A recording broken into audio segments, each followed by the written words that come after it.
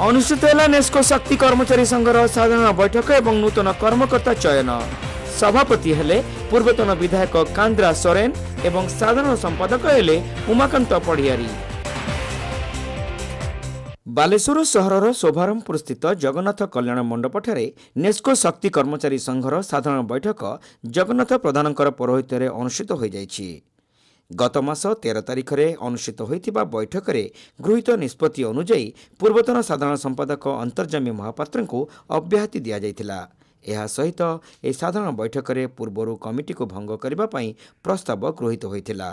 परे सर्वसम्मति क्रमे कर्मकर्ता निर्वाचन संपन्न होइतिला। बैसिंगार पूर्वतन विधायक कांद्रा सोरेन को सभापति भावे एवं उमाकांत पढ़ियारी को साधारण संपादक भावे मनोनीत करा जायछि बोली श्री प्रधान प्रकाश करिसेंति।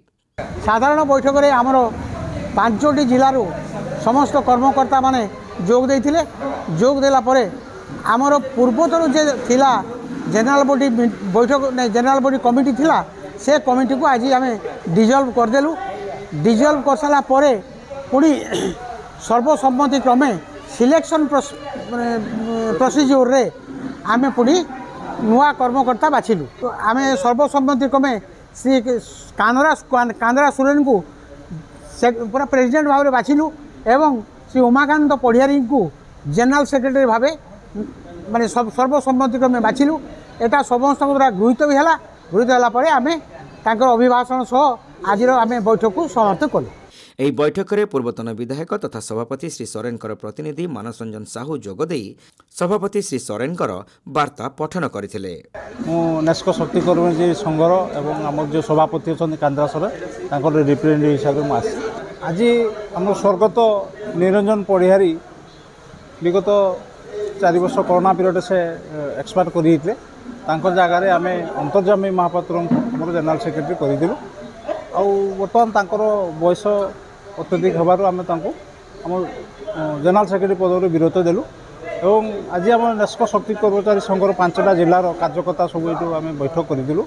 आम सर्वसम्मति क्रमे आमर उमाकांत पढ़ियारी को जनरल सेक्रेटरी हिसाब से मनोनीत करूँ। आमर 5टा जिलार मुख्यतः आमर बीए कर्मचारी जो मैंने आउटसोर्स रे काम कर समस्या अच्छी एवं आपणकर रेगुलर स्टाफ को विभिन्न समस्या अच्छी ताकू आम सेक्रेटरी माध्यम यथाशीघ्र टाटा मैनेजमेंट पाखे उपस्थान कर आम कार्य दाबी सब हासिल करूँ। आई सब विषय आलोचना कराई आम आशा कर सेक्रेटरी भी समस्त को लेकिन आपको कार्य नवनिर्वाचित साधारण संपादक श्री पढ़ियारी टीपीएनओडीएल कार्यरत स्थायी कर्मचारी एवं आउटसोर्स कर्मचारी मानकर अनेक समस्या रही ए संपर्क में टीपीएनओडीएल वरिष्ठ अधिकारी आलोचना करा सहित जो सभ्य मानकर किछि अभियोग रही सेमानकर समस्यार समाधान दिगरे ध्यान देबे बोली साधारण संपादक श्री पढ़ियारी प्रतिश्रुति देइथिले। उमाकांत पढ़ियारी शक्ति आज मत नूतन भाव जनरल सेक्रेटरी बाछिले। मु जेते चेष्टा करी यूनियन काम करने चेष्टा करी आ जेमाने आज मत बाछी बहुत धन्यवाद। मुख्य समस्या श्रमिक मानकर काम कर माने बहुत किसी प्रॉब्लम ताको आम सॉल्व करवा आ यूनियन केमती आगु को जीवा आम से काम सब करवा। ଏହି बैठक में अजय पढ़ियारी कमल लोचन साहू प्रणव महापात्र शुभेन्दु बेहेरा सुकांत पाढ़ी कान्हू प्रधान तन्मय पढ़ियारी निगमानंद गिरी सुशांत प्रधान प्रदीप जेना बलभद्र गिरी कार्यकारी सभापति शिवनारायण गिरी प्रमुख उपस्थित थिले। एही दिनर बैठक में जाजपुर भद्रक बालेश्वर मयूरभंज एवं केन्दुझर जिलार कर्मकर्ता एवं सदस्य माने उपस्थित थिले।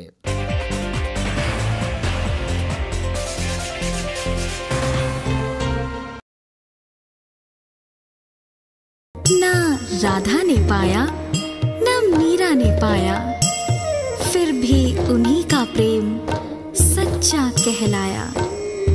प्रेम की सीमा से परे मैं ऐसी प्रेम निभाऊंगी जो कहे ये दुनिया मैं खुद को सजाऊंगी। The Manharlal Pala jewellers, the significance of purity. Saint John college of nursing and paramedicals रे एडमिशन चली। बैचलर ऑफ फिजियोथेरापी बा बीपीडी कोर्स पाई जोगाजोग करंतु। Saint John college of nursing and paramedicals, mission compound, Baleshwar.